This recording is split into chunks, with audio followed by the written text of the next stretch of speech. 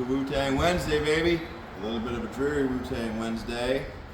Today, we're going to do a little case study on the Wu-Tang Wednesday, and the case study and topic is about rust, and how rust is unfortunately the cancer of a vehicle. This is also a fun one too, because since the start of Wu-Tang Wednesday, it's brought me back together with a lot of my family that I haven't seen in years. My cousins, Melissa, Debbie, my Aunt Mary Beth, my cousin Stephanie and her kids. Now Stephanie requested to be part of Wu-Tang Wednesday. I've got a lot of customers requesting to be part of Wu-Tang Wednesday and have their cars be a little internet famous, if you know, call what I'm doing famous. But like I said, fortunately, the customer also brought something to light I would never thought about, why the rust problem is the way it is on her car. So let's go check out the car. So right here, said, you're gonna see a gaping hole. And as we're coming down the car,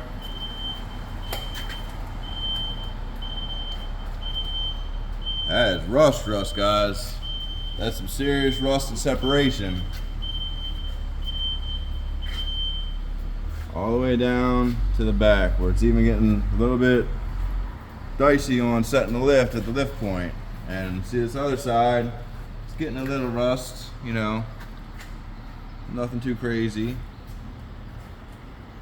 But like I said, you know, they're about to start driving this car a lot more. Abby just got a new full-time job, so got a little mileage to it. So, you know, they were here to get the car tip-top and safe to drive back and forth. So, part of my job is checking this whole vehicle out, guys. So, yeah, it needs a little bit of work. I say about a little bit under $2,000 worth of work. But again, that's a lot of money, especially when we're living in a world where everything's going up but our paychecks. So, but when I see that rust is a big red flag. That rust is a lot of money to fix. But unfortunately, fortunately for the customer, she knew about the rust. And she brought this to my attention. She said her father, who's passed away, rest in peace there, used to live in a townhouse. And literally, you know, how he parked, you know, the passenger side of the car was by the house, and the driver's side car was on the street side.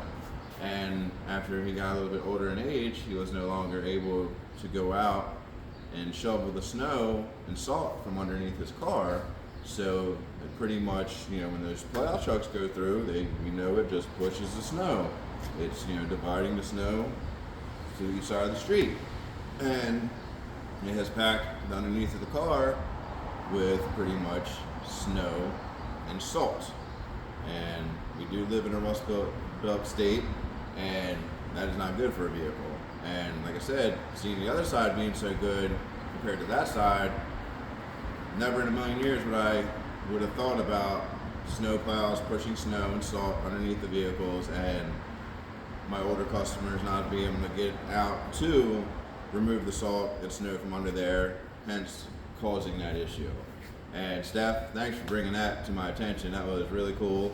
Never would have thought outside the box like that. I appreciate that. And now I'm able to share that with a whole bunch of people, my customers, and whoever, you know, is watching MLP Automotive channel, whether it be TikTok, Instagram, Facebook. But either way, hope everybody learned something today. Thank you for tuning in to Wu-Tang Wednesday.